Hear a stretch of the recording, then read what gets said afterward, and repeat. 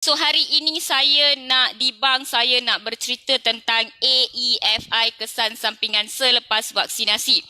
Ini adalah selepas respon daripada YB Menteri Kesihatan yang baru, Tuan Khairy Jamaluddin, yang sendiri mengatakan bahawa melalui press conference dia semalam 1 September 2021, beliau berkata bahawa pihak Kementerian Kesihatan Malaysia akan mengeluarkan raw data ataupun data mentah, data yang telus kepada masyarakat berkenaan dengan AEFI, apakah kesan-kesan selepas vaksinasi yang dialami di Malaysia sendiri, dan data ini akan diberikan kepada seluruh rakyat Malaysia. Itu yang dijanjikan oleh YB KJ. Now, sebab YB sendiri kata nak keluarkan data, jadi apa salahnya kita berbincang tentang AEFI secara terbuka. Ya, tak perlu pun nak sorok. Jadi you all boleh letak hashtag kita pada hari ini, hashtag Celoteh Dr. Mala, hashtag AEFI, dan juga hashtag COVID-19 vaksin. Sebelum saya menjawab persoalan brother ini yang berkata tentang kematian selepas vaksinasi dan sebagainya, yang mana Tuan YBKJ pula berkata bahawa tiada kematian yang dikaitkan dengan vaksinasi. Jadi macam ada percanggahan di situ, ya.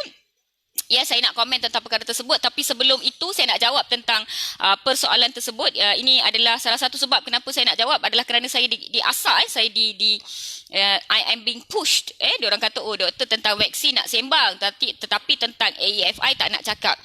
Sebenarnya sebagai seorang doktor, saya memang banyak berdepan dengan golongan yang mengalami komplikasi selepas vaksinasi, follower yang khas mencari saya, follower yang datang khas ke hospital saya meminta investigation tengok betul-betul, rawat betul-betul, nak tengok ada kaitan dengan vaksinasi ataupun tidak. So in real case memang saya berinteraksi dengan perkara ini, iaitu kesan sampingan selepas vaksinasi. Itu memang saya nak sentuh.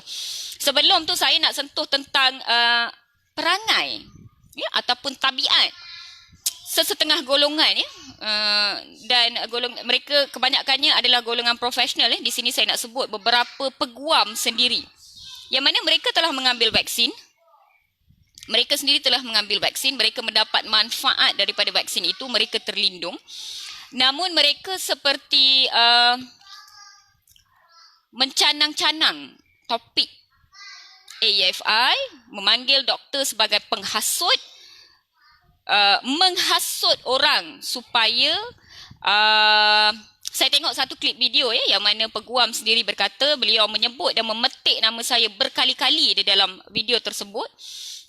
Selepas beberapa lama menyebut nama saya, beliau juga ada menyebut bahawa doktor-doktor ini patut di charge, sabit kesalahan di bawah Akta 402, iaitu penipuan, yang mana jikalau masyarakat buat keputusan untuk mengambil vaksin setelah menonton video-video daripada doktor ataupun kata-kata doktor ini, sepatutnya doktor ini charged under penipuan, dan dia memanggil doktor sebagai tidak berhati perut. Tak kisah melihat kematian, macam mana doktor ni tak ada hati perut, tengok kematian dia rasa so what.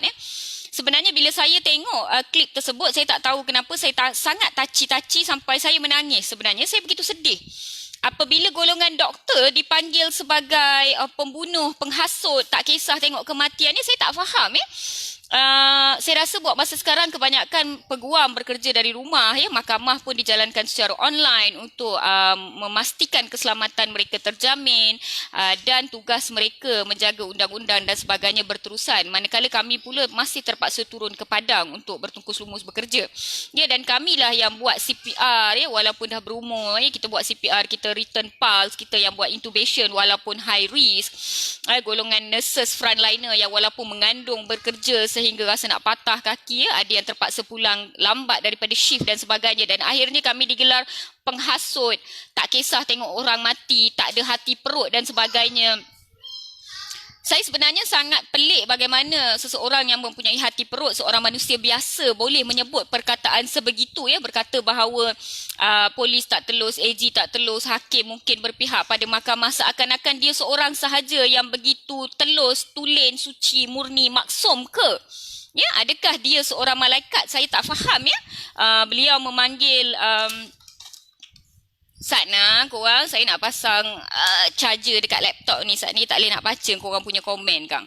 Okey, beliau juga memanggil, mengatakan bahawa doktor-doktor mesti nak selamatkan poket mereka saja. Polis mesti nak selamatkan poket dia saja. Hakim mesti nak selamatkan poket.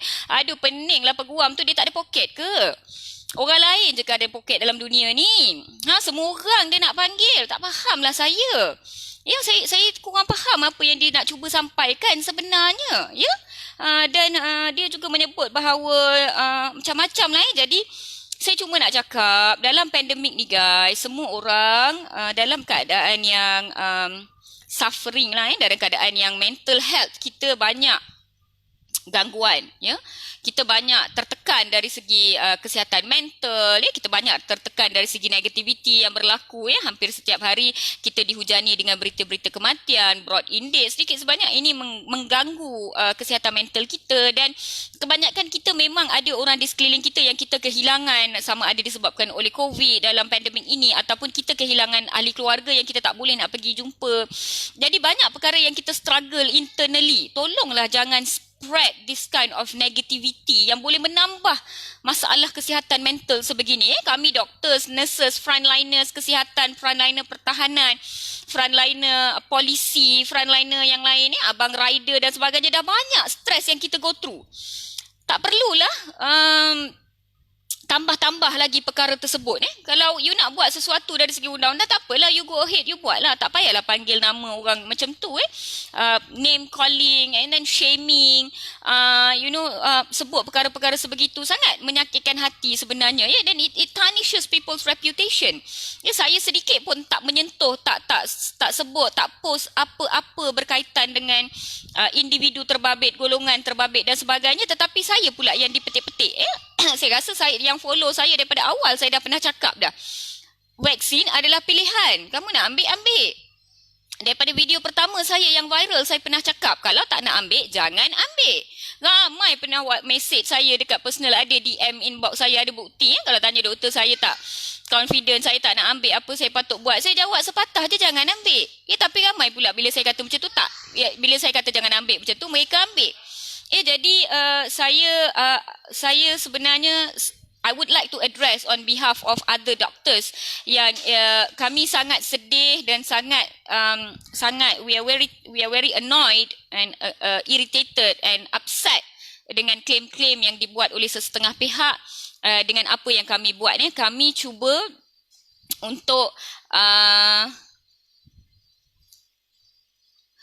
cuba untuk terus positif dan terus jalankan tanggungjawab kami demi tanggungjawab yang kami pikul, dan kami faham tanggungjawab yang kami buat sebagai satu pekerjaan ini, tanggungjawab kami ini untuk dijawab kepada Tuhan, bukan dijawab kepada orang lain. Jadi ada golongan yang, ada orang yang memetik nama saya yang mengatakan bahawa alah Dr. Mala tu dia pun tak vaksin lagi. Saya rasa saya akan jawab golongan tersebut dari segi undang-undang.